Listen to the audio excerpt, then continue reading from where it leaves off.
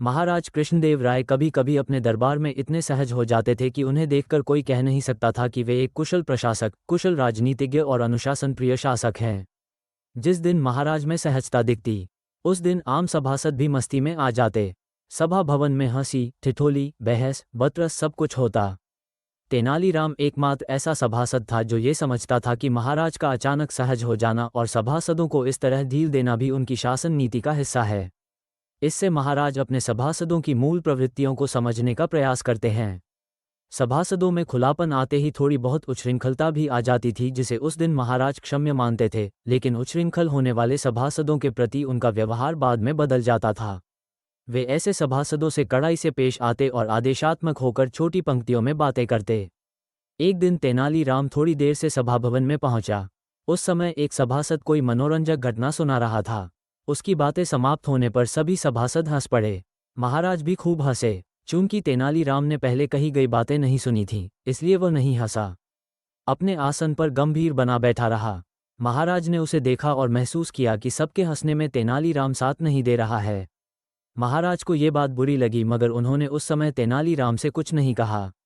न जाने कैसे सभासदों के बीच दान पुण्य, धर्म कर्म और ईमानदारी पर बहस होने लगी।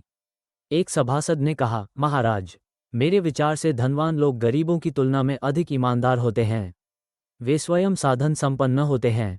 आवश्यकता की प्रत्येक वस्तु उन्हें उपलब्ध होती है, इसलिए छोटी छोटी चीज़ों के लिए उनका ईमान नहीं डोलता। वे दान पुण्य करते हैं, इसलिए उनमें धार्मिक भावना भी विद्यमान रहती है, जबकि गरीबों का ईमान जल्दी ही डोल जाता है। तेनालीराम, जो अब तक चुप था, इस सभासद की बातें सुनने के बाद अपने आसन से उठा और बोला, महाराज, मैं माननीय सभासद के इस कथन से सहमत नहीं हूँ।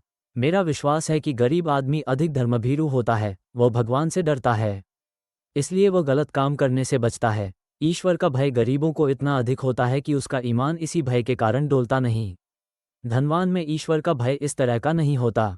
उसके दान पुण्य में भी लौकिक प्रतिष्ठा की चाह छुपी रहती है कि लोग उसे ऐश्वर्यशाली और परोपकारी के रूप में स्वीकार करें। तेनालीराम की गंभीर वाणी थोड़ी देर तक सभाभवन में अनुगूंज उत्पन्न करती रही। तेनालीराम के चुप होते ही महाराज ने कहा, तेनालीराम, तुम एक मूल बात भूल रहे हो। ईमानदारी एक मानवीय गुण है जो किसी में भी हो सकता है। इसमें धनवान और निर्धन की कोई बात ही नहीं है। तेनालीराम ने कहा, आप ठीक कह रहे हैं महाराज। बस मैं ये कह रहा था कि गरीबों के संघर्ष की ऊष्मा ईमानदारी की ऊष्मा के समरूप होती है। इसी ऊष्मा के कारण गरीबों में उचित अनुचित का ध्यान रखने की प्रवृत्ति विकसित हो जाती है। तो तुम फिर वही कह रहे हो कि गरीबों में ईमानदारी होती है और धनवान, वैभव संपन्न लोगों में अपेक्षाकृत इसका अभाव रहता है? महाराज ने पूछा। जी हाँ श्रीमान, यही कहना चाहता हूँ मैं। तेनालीराम ने निर्भीक होकर कहा। महाराज स्वयं वैभव संपन्न थे, इसलिए तेनालीराम की बातें उन्होंने व्यक्तिगत स्तर पर ले ली और तेनालीराम से कहा, तुम्हें प्रमाणित करना पड़ेगा तेनालीराम। मुझे स्वीकार है महाराज, तेनालीराम ने संक्षिप्त सा उत्तर दिया।